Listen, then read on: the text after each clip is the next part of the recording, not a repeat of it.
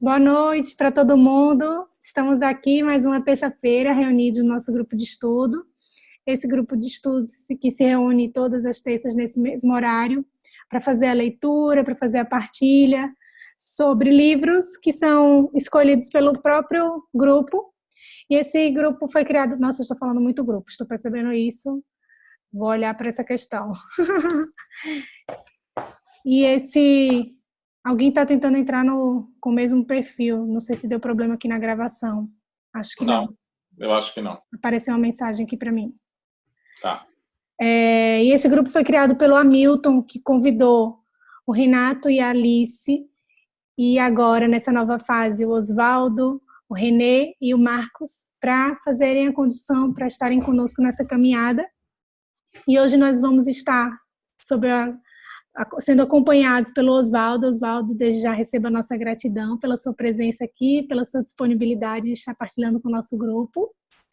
Agora nós estamos fazendo a leitura desse livro da Sophie Hellinger, super atual, que se chama A Própria Felicidade, Fundamentos para a Constelação Familiar, volume 1. Hoje, iniciando aqui na página 95, no tópico 2, a superação dos limites da consciência.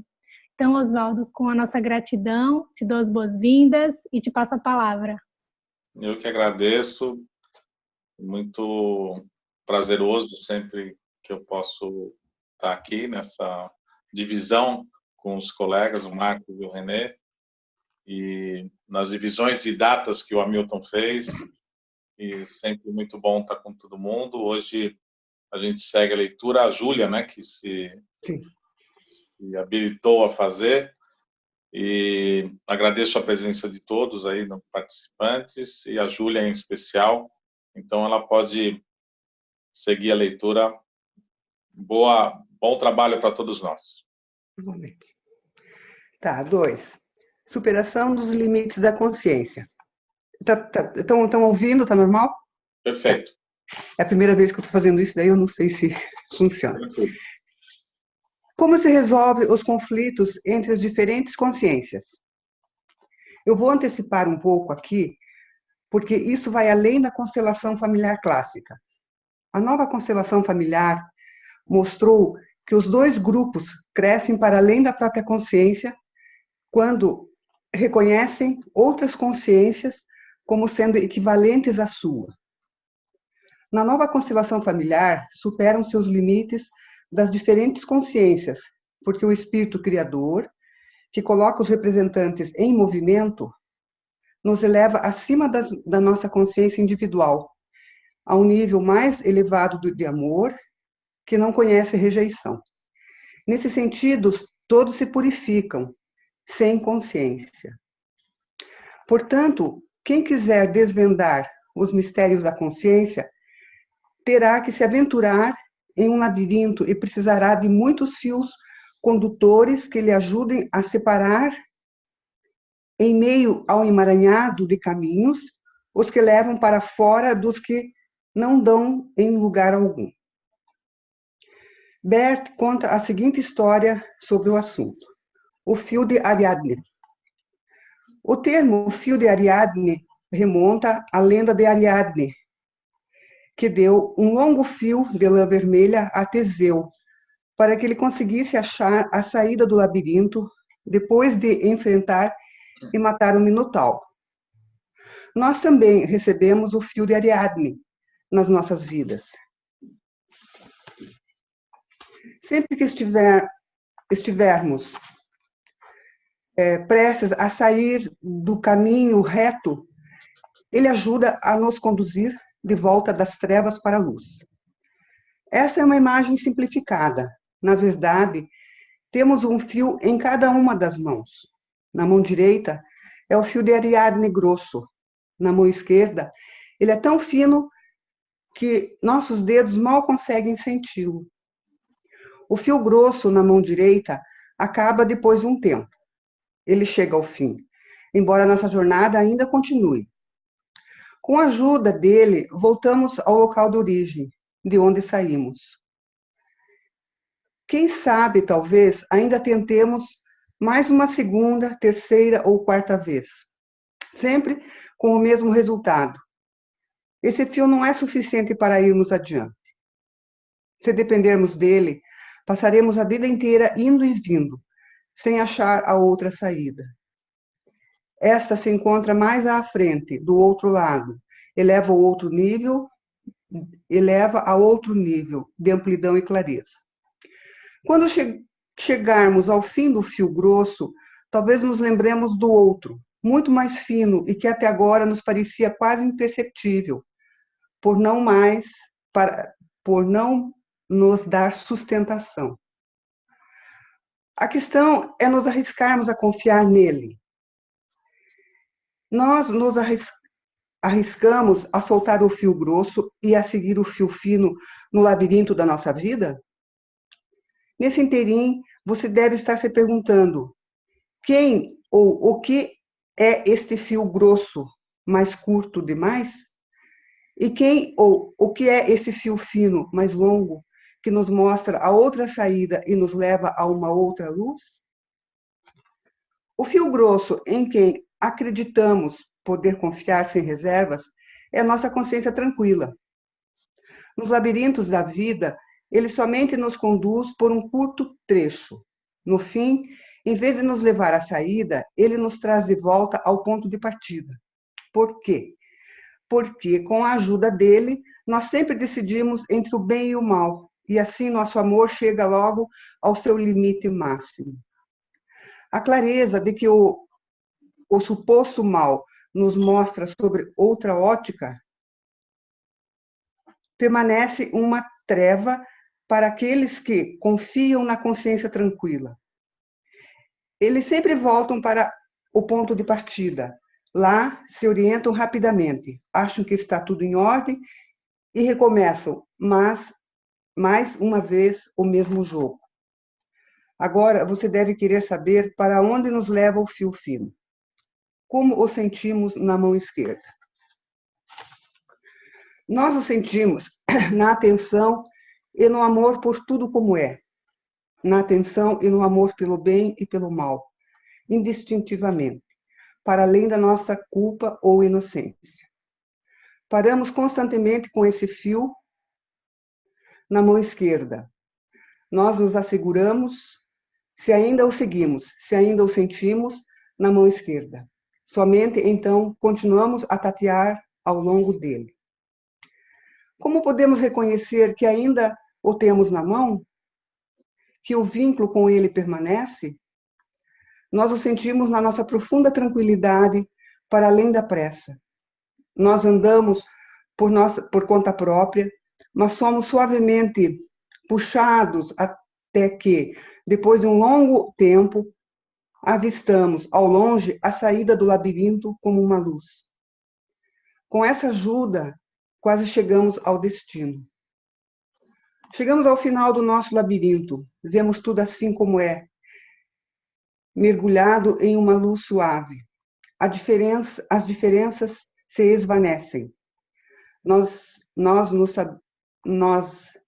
nos sabemos silenciosamente um com tudo, assim como é. Como? Com o amor que a tudo abraça, levados pelo amor da nossa origem, sendo um com tudo. 3. A consciência de grupo ou de clã. A consciência inconsciente de grupo ou de clã, que na nova constelação familiar seria chamada consciência coletiva, é uma instância que não age individualmente. Dela participam, da mesma forma, vários membros da família. Essa consciência engloba filhos, pais, irmãos dos pais, avós, às vezes bisavós e todas as pessoas cujo prejuízo ou dano trouxe alguma vantagem a alguém dentro do sistema. A consciência de clã segue a mesma necessidade que a consciência individual, mas de uma forma completamente diferente. Aqui não se trata do indivíduo, mas de um clã ou grupo. A consciência de clã age no oculto e é hierarquicamente superior à consciência individual. A consciência individual superficial nos deixa cegos para a consciência de clã. Muitas vezes infringimos essa consciência abrangente, justamente por seguirmos a consciência individual. Vejamos mais de perto quais são as 3 necessidades da consciência de clã. 1. A necessidade de pertencimento para todos os participantes. Esta não é a necessidade de um indivíduo, mas de um grupo. Dentro desse grupo ou sistema, a consciência de clã age como instância que cuida para que nenhum dos seus membros se perca. Portanto, ela zela pelo vínculo em um sentido muito amplo do que a consciência individual o faz. A consciência de clã acolhe aqueles membros que nós excluímos da nossa alma e da nossa consciência, seja porque nós os tememos ou condenamos, ou porque outros têm uma dívida com eles, sem que essa culpa tenha sido nomeada ou, que dirá, expiada. Seja porque eles tenham pagado por algo que nós recebemos e tomamos sem que tenhamos lhe agradecido, ou que os tenhamos honrado por isso. Essa consciência acolhe os excluídos e mal compreendidos, os esquecidos e os mortos.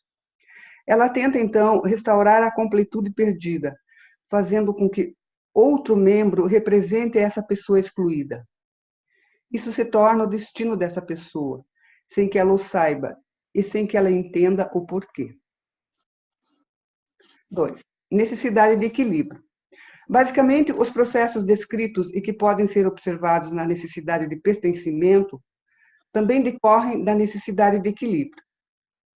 No entanto, a consciência de clã não tem nenhuma compaixão com o membro que vem depois e que é escolhido para restabelecer o pertencimento e para compensar. Ela o sacrifica às necessidades do clã. Um neto pode, por exemplo, por uma identificação inconsciente, imitar um avô excluído e viver, sentir, planejar e fracassar como ele, sem conhecer a conexão. Para a consciência de clã, isso é uma compensação, embora em nível arcaico, já que ela é uma consciência arcaica. Em nível arcaico, já que ela é uma consciência arcaica. Isso leva a uma compensação cega no negativo, que não auxilia ninguém. A injustiça cometida contra os antepassados somente é repetida com o inocente que veio depois, mas não é reparada. O excluído permanece excluído. A necessidade de hierarquia. 3. Necessidade de hierarquia. Trata-se aqui de uma necessidade completamente diferente de hierarquia, ordem, em relação a que encontramos na consciência individual. Segundo a ordem de consciência de clã, os que vieram antes têm precedência sobre os que vêm depois.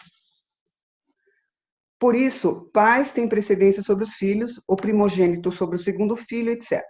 Sempre que essa hierarquia é desrespeitada, como, por exemplo, quando um filho se intromete nos assuntos dos pais, ou quando tenta expiar um pecado dos pais, a consciência de clã pune essa tentativa com o fracasso.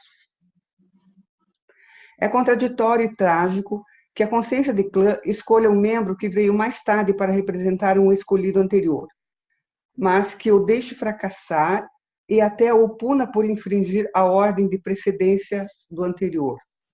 A compensação, segundo a consciência de clã, não inclui justiça para os que vêm depois, como se esses tivessem precedência igual ou até superior à dos anteriores.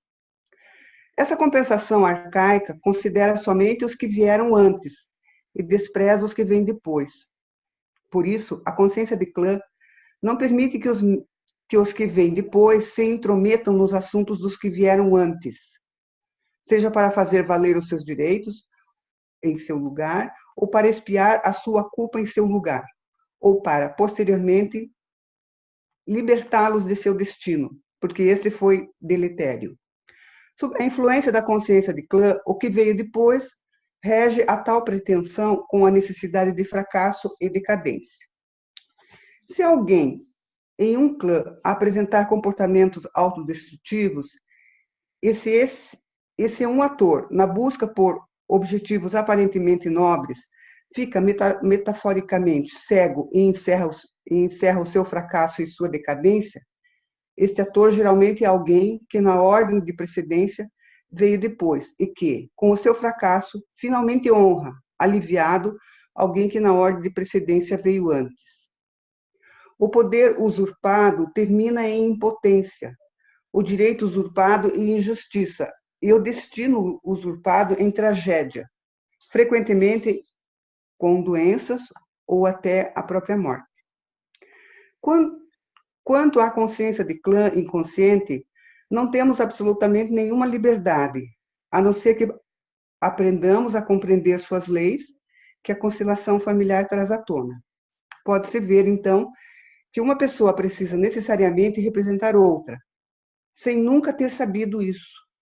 Há, portanto, um conhecimento que vai muito além do que geralmente se baseia em uma comunicação normal.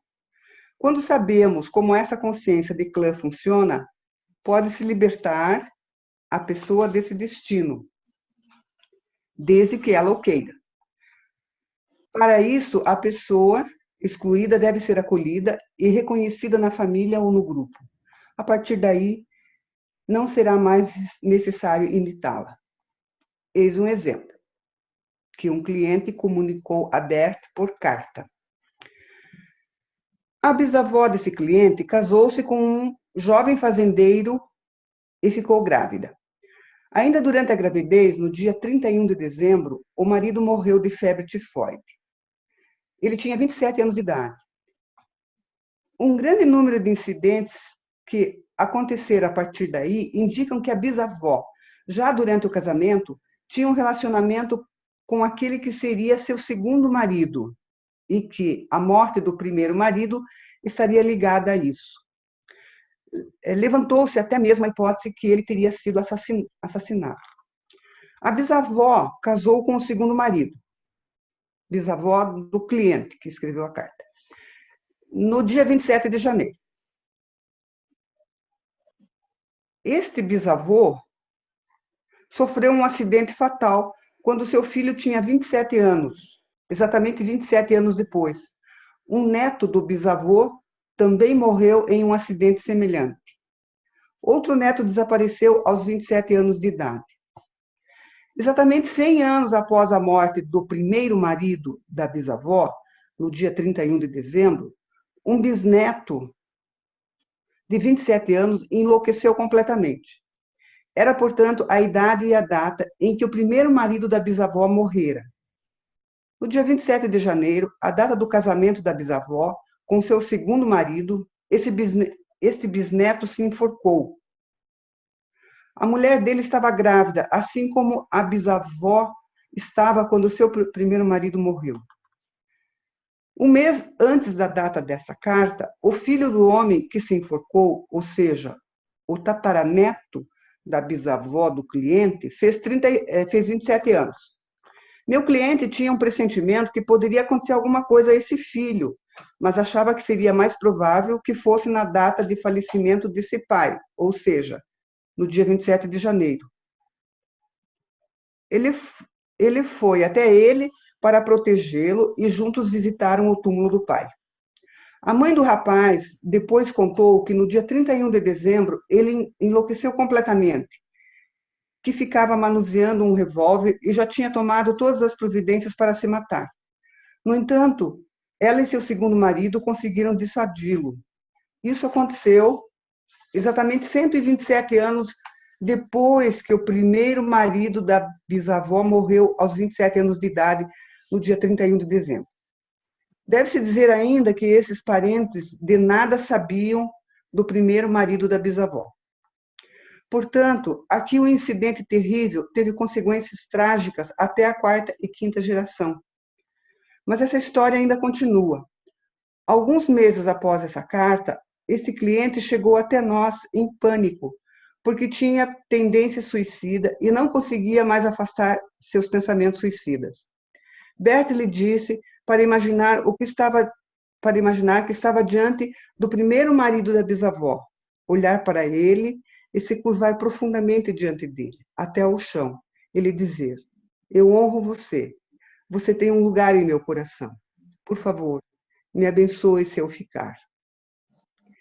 Em seguida, o fez dizer à bisavó e ao bisavô: o que quer que tenha sido sua culpa, eu a deixo com vocês. Eu sou somente uma criança. Depois pediu para que imaginasse que estava tirando cuidadosamente a cabeça de um laço. que dava lentamente um passo para trás e o deixava pendurado. Ele assim o fez. Depois disso, se sentiu aliviado e livre de seus pensamentos suicidas. Desde então, o primeiro marido da bisavó tem sido um amigo protetor para ele. A solução. Esse exemplo também mostra uma solução, que a consciência de clã assim o exige.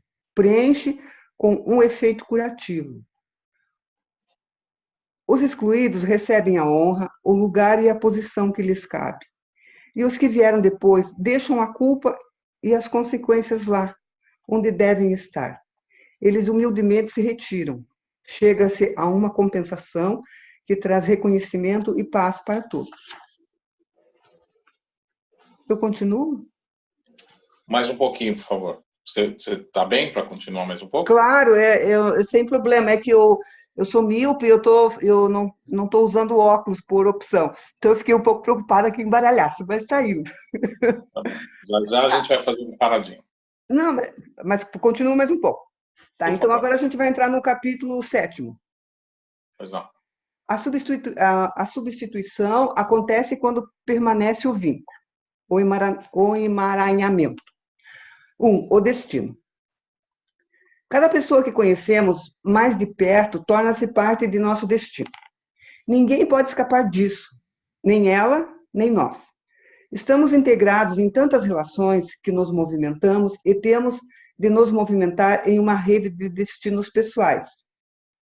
O destino é algo que nos torna prisioneiros sem que saibamos o porquê. Assim, somos envolvidos nos destinos de outros membros da família, sem que tenhamos consciência e sem que possamos nos defender disto. Nossas emoções e nossos comportamentos são muitas vezes influenciados por destinos passados de nossa família. Os emaranhamentos são inevitáveis. Algumas pessoas ficam presas neles praticamente a vida toda, algumas até de forma especialmente trágica. Às vezes, quando alguém que veio antes tenta escapar do seu destino ou de sua culpa, um membro da família que vem depois assume por ele, como se fosse um destino, como se fosse seu destino. Quando esse emaranhamento vem à tona, por exemplo, durante uma constelação familiar, a pessoa consegue, até certo ponto, se livrar dele. Isso é percebido como libertador. Eu cito um exemplo. Um jovem com tendências suicidas contou em um dos nossos cursos que, quando era criança, perguntou ao seu avô materno: Quando você finalmente vai morrer para dar lugar? O avô riu alto, mas a frase nunca mais saiu da cabeça do rapaz. Bert e eu achamos que a frase tinha se manifestado na criança porque, em outro contexto, não poderia ter sido dita. Nós fizemos uma descoberta. Há anos, o avô paterno havia começado a ter um caso com a secretária, e depois disso sua mulher adoeceu com tuberculose. A frase, quando você finalmente vai morrer para dar lugar, cabia aqui, mesmo que o avô não tivesse se apercebido.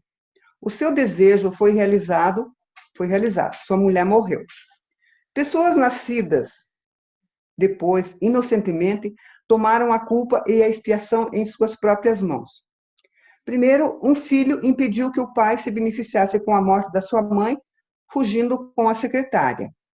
Em seguida, um neto se ofereceu para assumir a frase nefasta e expiar a culpa. Ele tinha tendências suicidas. A exclusão de membros anteriores da família levam ao emaranhamento com o destino deles. Nos que foram emaranhados, muitas vezes se reflete a agressão dos que desejaram e provocaram essa exclusão. Sua agressão se reflete e recai sobre seus descendentes. Nesses casos, a constelação familiar clássica regredia até os bisavós, mas a nova constelação familiar demonstrou que muitos emaranhamentos remontam a várias gerações. Nós estamos enredados por inúmeras gerações. Eis uma constelação que serve de exemplo. Durante um seminário no Japão, uma jovem mulher contou que ela tinha medo de ir para casa. Queríamos descobrir o motivo do medo e iniciamos uma constelação. Configuramos uma representante para a mãe e à sua frente uma representante para a mulher, que imediatamente cerrou os punhos. Havia muito ódio pela mãe. Pedimos para essa representante dizer: eu vou matar você. Era isso. Em seguida, posicionamos a mulher diante da mãe e pedimos que dissesse o mesmo. Ela declarou: não, isto não é verdade. Eu não quero isto, mas eu quero que ela morra. Na prática, ela queria dizer que a mulher queria se matar, porque a alma não suporta tal agressão. Quando alguém cultiva sentimentos tão agressivos em relação aos pais, ele mesmo se sente atraído pela morte. Não fizemos nada mais e interrompemos a constelação. Ao final do curso, ela veio nos ver e disse: isso não me dá sossego, eu realmente gostaria de resolver uma coisa. Tentamos com uma constelação familiar normal, mas sem resultados. Depois tentamos algo diferente. Nós configuramos uma linha de ancestrais, ou seja, configuramos uma representante para a mãe, atrás dela uma representante para a mãe dela e assim por diante. Ao todo, voltamos 13 gerações. Posicionamos a cliente em frente da linha de ancestrais, de modo a ver sua mãe. Uma linha de ancestrais nos permite reconhecer em qual geração a vida e o amor deixaram de fluir. A cliente se voltou para a mãe, mas dela não emanava amor. Viramos a mãe para ficar de frente à sua própria mãe. Aqui também não vinha amor da mãe, o mesmo sucedeu de geração em geração. O amor não fluía entre mãe e filha. Quando chegamos à 8ª mãe, ela cerrou os punhos, deu um passo para trás e olhou para o chão. Com base na nossa experiência com constelações familiares, sabemos que quando alguém faz isso, está olhando para um morto. E quando a pessoa cerra os punhos, isso mostra que houve um assassinato. Portanto, a 8ª mãe não estava olhando para qualquer morto, mas para alguém que ela havia matado. Colocamos um homem deitado no chão diante dela, a vítima desta mãe. A cliente rastejou de joelhos, passando por todas as mães, até chegar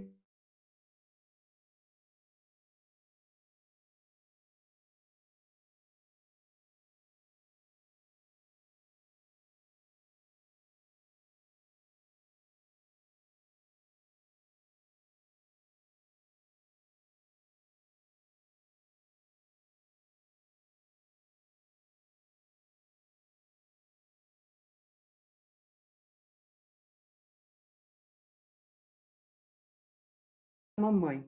O fluxo de amor havia sido interrompido por 8 gerações e agora era retomado.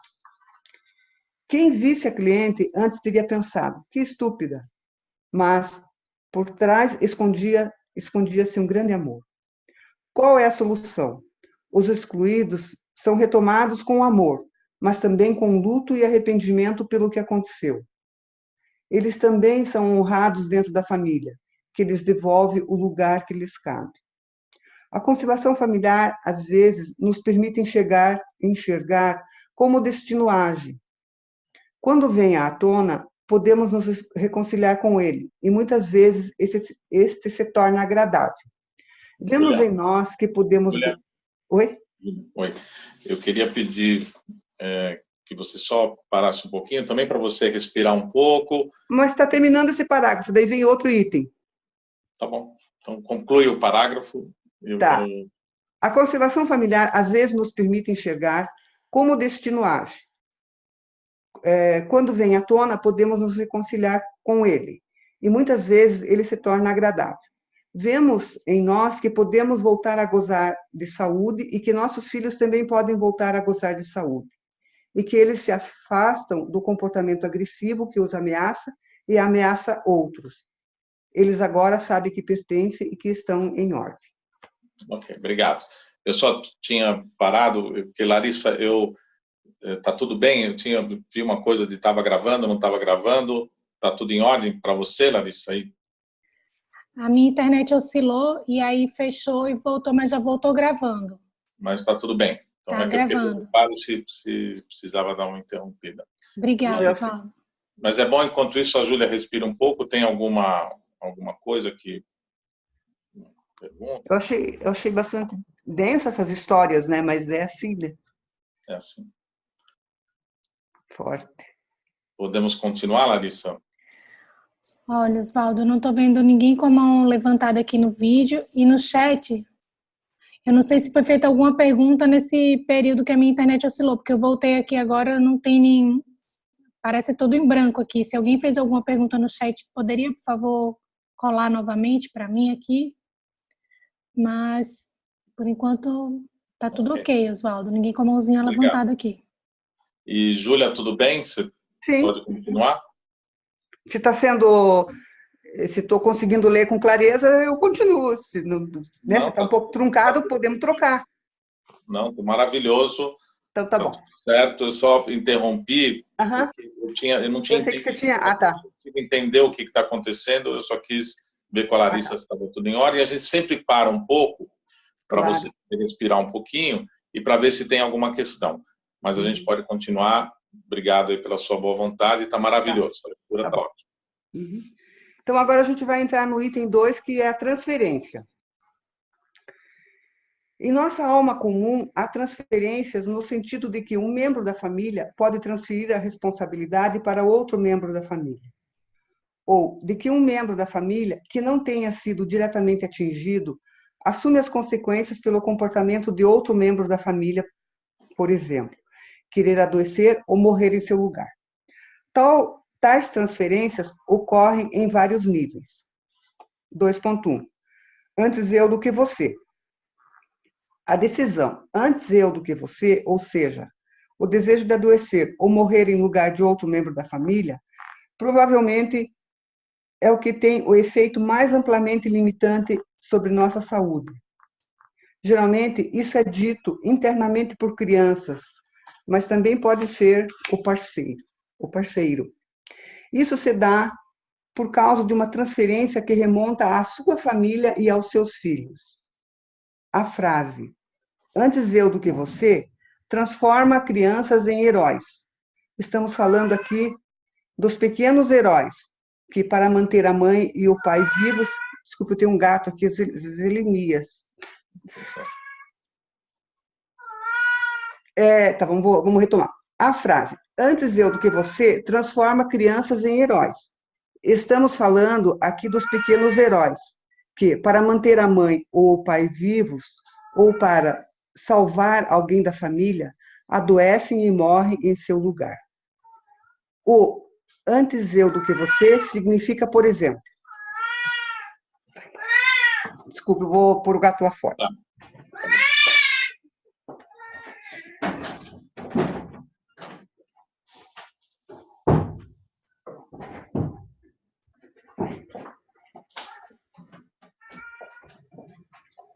O gatinho quer participar também do grupo. É que eu moro sozinha e eu mio com esse gato, sabe? A gente conversa, ele vem... Ele quer participar do grupo, Júlia. Entende? Talvez ele tivesse uma pergunta também. Vai ver, né? Vai ver acho que ele quer aparecer no vídeo. Deve estar emaranhado. Fofo. Então, voltando lá. O antes eu do que você significa, por exemplo, antes eu adoecer do que você. Antes eu morrer do que você. Antes eu pagar por uma transgressão do que você. Antes eu assumir sua culpa do que você. Antes eu sumir do que você. Antes eu me matar do que você. Por que uma criança diz essa frase? Porque uma criança pequena ama seus pais acima de tudo. Por amor, ela é capaz de fazer qualquer coisa pelos pais. Por esse amor, ela sacrifica sua inocência, sua saúde e sua vida. A criança tem uma imagem interna, uma imagem mágica, que faz com que a criança acredite que se ela sofrer, isso ajudará os pais. Ou que, se ela ficar doente, no lugar da mãe doente, a mãe será curada. Ela acredita até mesmo que, se a mãe quer morrer, ela morre no lugar da mãe e que a mãe continuará viva. É um amor cego e muito profundo. Infelizmente, ele não ajuda em nada e a ninguém. Quando uma criança adoece por amor, a mãe continua doente, e quando uma criança morre, a mãe morre também. A criança diz a frase, antes eu do que você, para si mesma, em grande parte de forma inconsciente. No entanto, com todas as consequências. Ela o diz com amor, em sintonia com aquela consciência que classificamos como culpa ou inocência. Ao fazê-lo, ela se sente boa e grande, mas, acima de tudo, ela acha que, com isso, ela adquire um direito maior e pertence a essa família. Direito que vai para além da morte. O conceito prévio dessa consciência leva à morte. Ao mesmo tempo, vem à tona outra transferência. Outro membro da família diz, você por mim. Sempre é uma pessoa que se sente culpada. Por exemplo, uma mãe que abortou um filho. Essas transferências se tornam mais claras em uma constelação por meio de representantes, porque esses são tomados e conduzidos por uma força curadora, quando representam uma pessoa doente ou deficiente, ou até mesmo somente a doença. Essa força indica a direção e a quem a doença mira na família, e por quem ela é atraída. Eu cito um exemplo. Um menino de 14 anos de idade não queria mais estudar. Seu professor ficou preocupado e conversou com os pais sobre o problema. Esses também não sabiam o que fazer e resolveram fazer uma constelação da família. Esses vieram com o menino a um seminário que estávamos oferecendo a pais e professores de crianças difíceis. Constelação. Configuramos o menino ao lado da sua professora e em frente deles, os pais. Observamos no menino um grande pesar e dissemos a ele, você está muito triste. Ele começou a chorar. Sua mãe também chorou. Essa breve intervenção bastou para que ficasse claro que o problema do menino estava relacionado à mãe. Não tanto com ela pessoalmente, parecia, mas com algo que havia ocorrido na família dela. Perguntamos à mãe, o que aconteceu na sua família de origem? Ela respondeu, eu tinha uma irmã gêmea que morreu durante o parto. Adicionamos uma representante para a irmã gêmea. Ela estava a certa distância e olhava para fora. Percebemos imediatamente que a mãe se sentia atraída pela irmã gêmea morta. Nós a posicionamos atrás da irmã e perguntamos como se sentia lá. Ela disse, aqui estou bem. Esse único movimento mostrou que a mãe desejava seguir a irmã gêmea na morte. Em seguida, colocamos a mãe novamente ao lado do marido e o menino no lugar dela, através da irmã gêmea, atrás da irmã gêmea. Quando perguntei ao menino como se sentia, ele respondeu, aqui estou bem. Esse segundo movimento trouxe à tona que o menino queria seguir a irmã gêmea da mãe. Ele estava disposto a segui-la na morte em lugar da mãe. Não era de se espantar que estivesse triste e que não quisesse mais estudar. Nesse tipo de amor, falta principalmente o respeito por quem é maior. Na ordem de precedência, uma criança fica abaixo dos pais. Quando ela deseja morrer por eles, ela se leva acima dos pais, como se pudesse dispor sobre a vida ou morte. Com essas frases internas, ela se coloca em primeiro lugar acima deles. Quando uma criança pensa, se eu ficar doente, minha mãe fica curada. A imagem é de que ela seja grande e a mãe pequena. Isso inverte a ordem. É fácil imaginar o que pode acontecer com um filho destes no trabalho ou na própria empresa. Isso se ele chegar tão longe. Normalmente, ele para, antes de querer alcançar alguma coisa, e se junta ao grande grupo de incapazes, à espera que o seu fim chegue, antes que chegue a um final feliz. Emaranhamentos são sempre transgressões de limites. Cada um é completo somente dentro dos seus próprios limites. No entanto, quando uma criança vê que a sua mãe está doente e ela se curva diante do destino da mãe, quando chora e, assim mesmo, honra o sofrimento da mãe, a criança permanece pequena e a mãe grande. 2.2. Eu sigo você. Eu não sei, eu achei aqui que podia esclarecer alguma coisa do final desse parágrafo também, né? O que, por exemplo?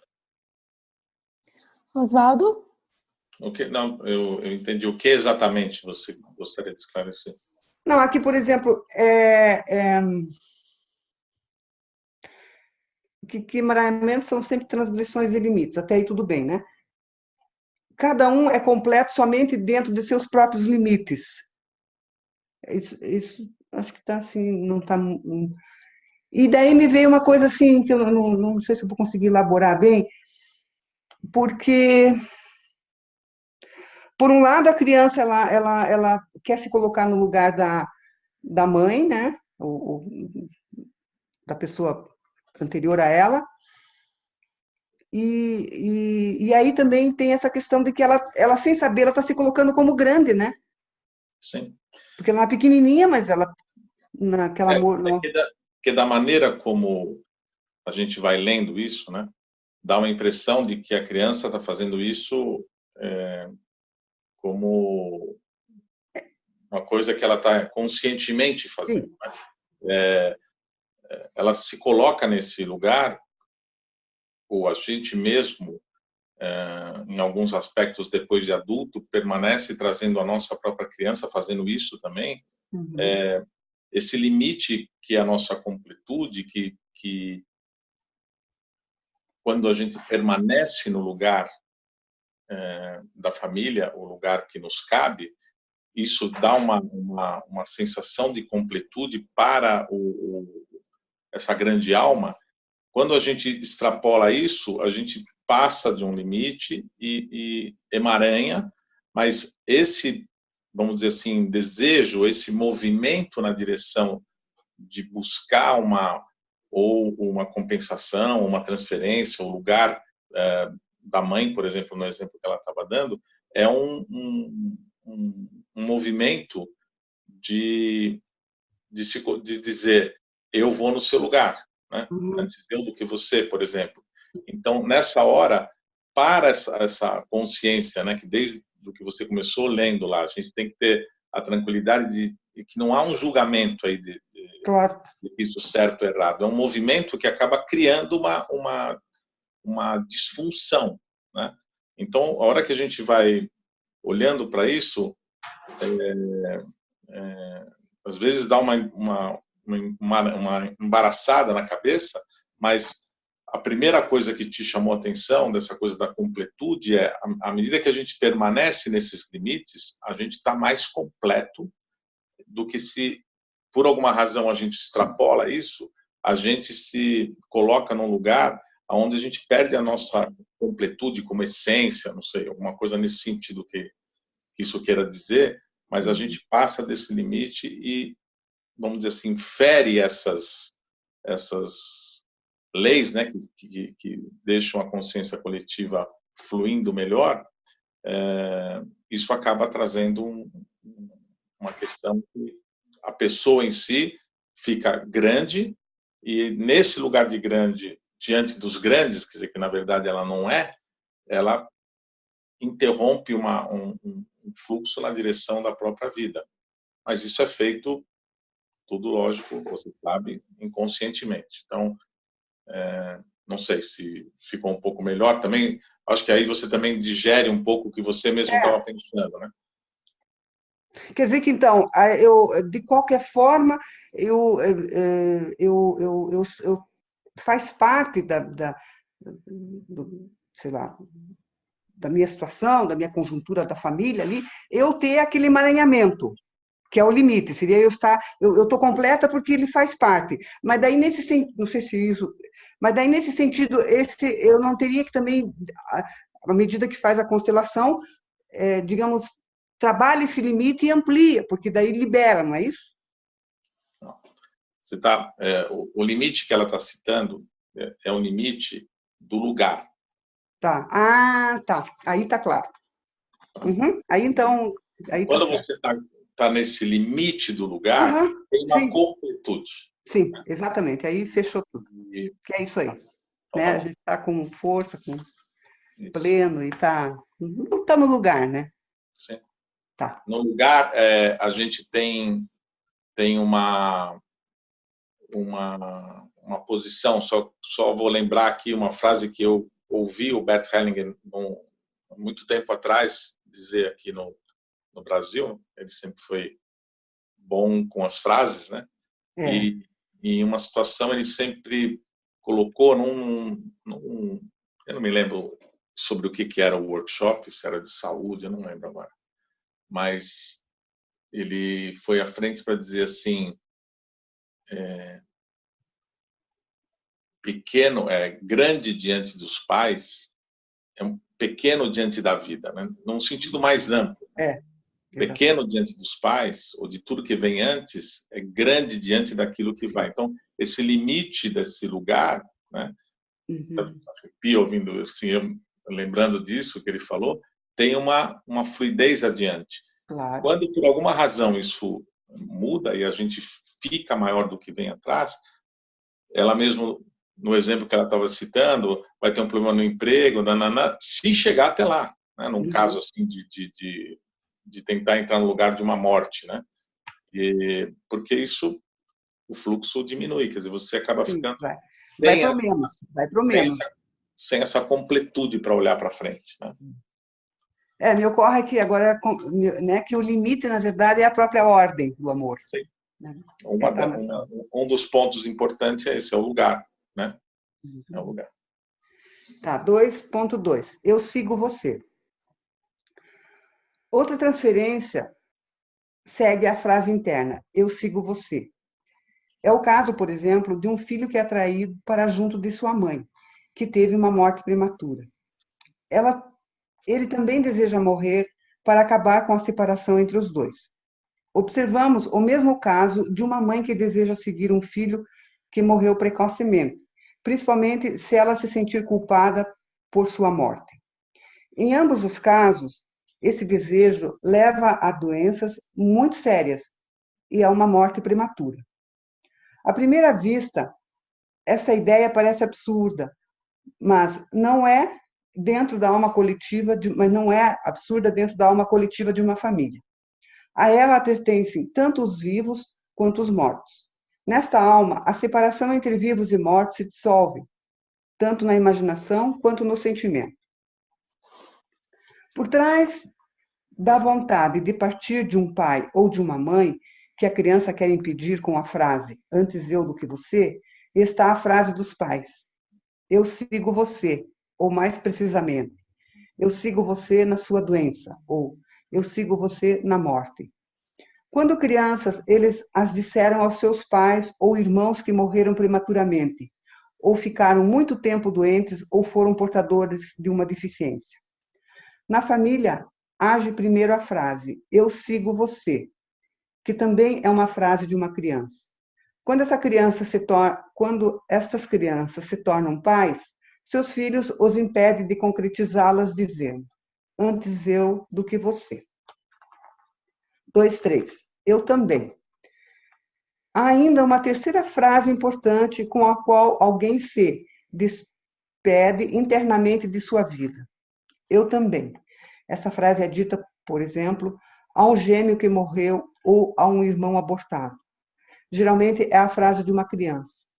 O comportamento agressivo de uma criança, mesmo que ainda seja pequena, muitas vezes tem sua origem nessa frase, embora seja articulada somente no sentimento.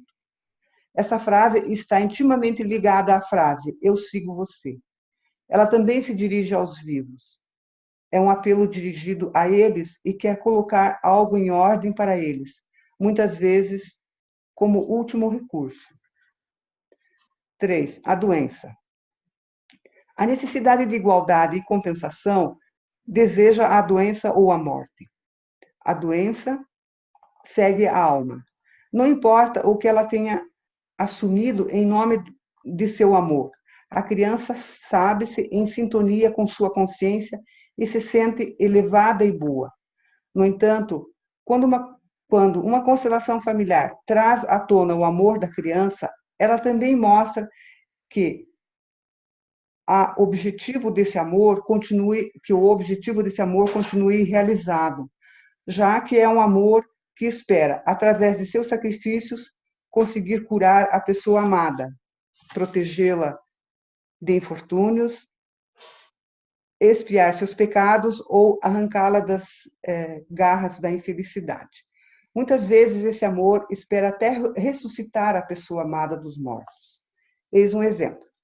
Uma jovem com esclerose múltipla fez a constelação familiar de sua família de origem. Lá estavam a mãe e à sua esquerda o pai. À frente deles ficaram a cliente, como filha mais velha, e à sua esquerda o irmão mais novo, que morrera aos 14 anos de idade, de insuficiência cardíaca, e à esquerda dele o irmão caçula. Bert mandou o representante do irmão morto sair pela porta, o que em uma constelação representa a morte. Assim que ele saiu, o rosto da filha imediatamente se iluminou. A mãe também ficou melhor. Em seguida, Bert pediu que saíssem também o caçula e depois o pai, porque ele percebeu que esses dois também se sentiam impelidos a sair. Quando todos os homens estavam do lado de fora, o que significa que estavam mortos, a mãe se ergueu triunfante. Dessa forma ficou claro que era a mãe que se sentia entregue à morte, seja lá por qual motivo, e que ela ficou aliviada em saber que os outros estavam dispostos e prontos a assumir a morte em seu lugar. Em seguida, Bert chamou os homens de volta e mandou a mãe sair. De repente, todos se sentiam livres da obrigação de compartilhar o destino da mãe. Eles ficaram bem. Bert suspeitou que a esclerose múltipla da filha também estivesse relacionada ao compromisso da mãe com a morte. Por isso, chamou a mãe de volta e a posicionou à esquerda do pai e a filha ao lado da mãe. Ele disse à filha que olhasse para a mãe com amor e lhe dissesse: "Mamãe, eu faço isso por você." Ao dizê-lo, o seu rosto se iluminou. O sentido e o objetivo de sua doença se tornaram claros para todos os participantes. Quando, como aqui, o amor do filho pode vir à tona, fica claro que o objetivo desse amor é irrealizável. E quando, com seu amor infantil, são revelados também seus objetivos infantis, o filho adulto talvez tome consciência de que com seu amor e sacrifício não pode superar a doença, o destino e a morte de outros, mas que deve enfrentá-los impotente, mas com coragem, e aceitá-los assim como são. Os objetivos do amor infantil e os recursos empregados para atingi-los são desmascarados quando revelados. Fazem parte de uma visão mágica de mundo, que não resolve mais ao entendimento de um adulto. Mas o amor permanece. Uma vez que é trazido à tona, ele busca caminhos que também se afirmam quando esclarecidos. Esse mesmo amor que adoece passa a procurar outra solução, ciente e, na medida do possível, anula aquilo que adoece. 4. Só um pouquinho, Júlia. Antes de você entrar no 4... Que já é 9h30 quase. Sim. Podemos? Eu queria só ver com a Larissa, porque eu estou aqui no celular e vi que talvez tivesse uma pergunta, se eu entendi bem. Isso. Eu enxerguei bem, na verdade, não é entender, enxergar. Está perfeita essa visão. Tá bom. Eu levantei a mão e aí eu notei que você estava concentrado e eu acabei escrevendo aqui no chat uma pergunta. Pode fazer, por favor. Que nessa passagem aqui, ele fala da dinâmica do eu também, que a Sophie fala da dinâmica do eu também. Ela diz que essa frase é dita a um irmão gêmeo que morreu ou a um irmão abortado. E geralmente é uma frase de uma criança.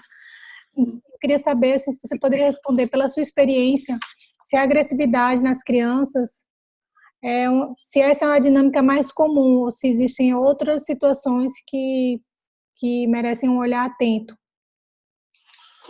Então, Larissa, vamos começar falando das coisas mais óbvias para a gente ir elaborando melhor.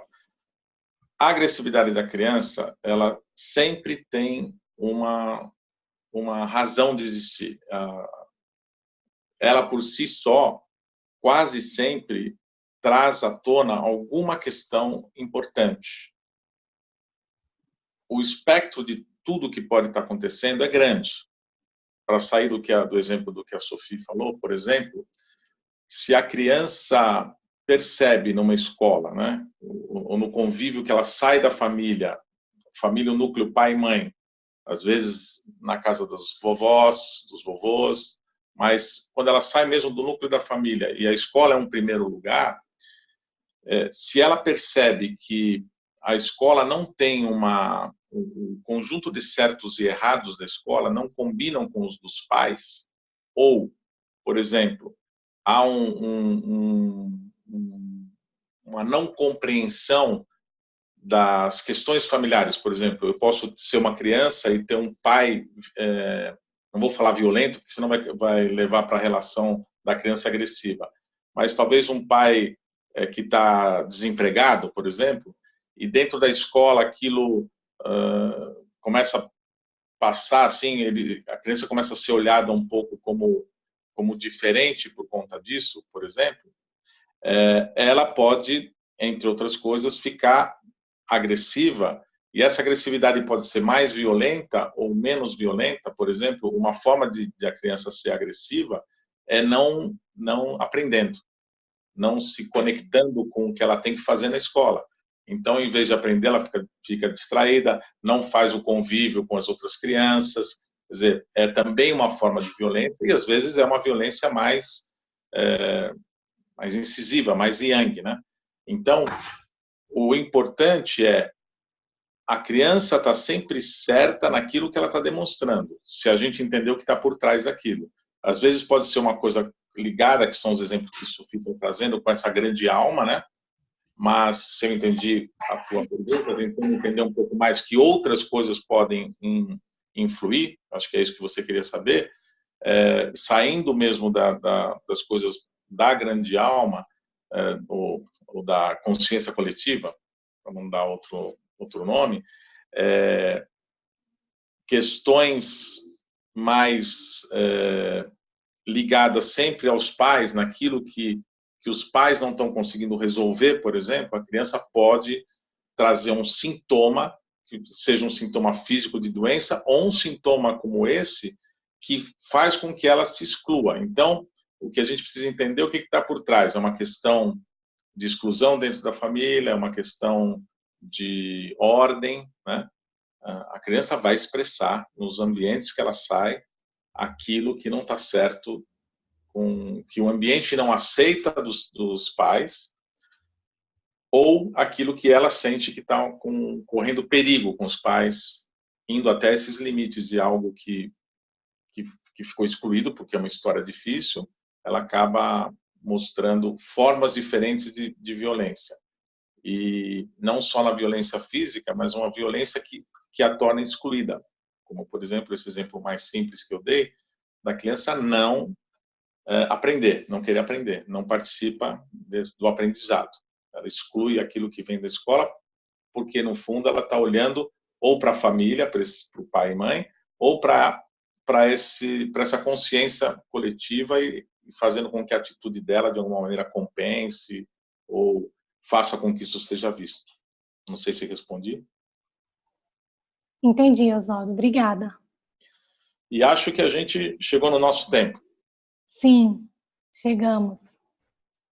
Eu, mais uma vez, primeiro agradeço a Júlia, que fez uma leitura aí, acompanhada do gato. O gato já estava reclamando que estava lá fora, que está frio lá, ele estava reclamando.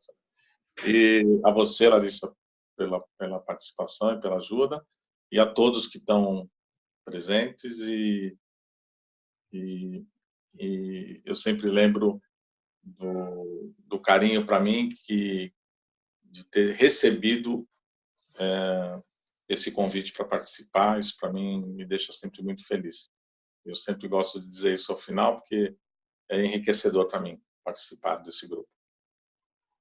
Muito obrigado. Oswaldo, nós é que te agradecemos muito pela sua presença, pela sua entrega aqui conosco. E obrigada, Júlia, também, ao seu gatinho. No próximo encontro, mostra ele para a gente no vídeo, participação especial. Obrigada para todo mundo que está aqui hoje, também que vai depois assistir. Só para fixar aqui, nós paramos na página 102, antes do tópico 4. Até a próxima terça, pessoal. Um beijo no coração de todo mundo. Bom descanso. Obrigado. Gratidão. Beijão. Tchau, tchau. Tchau.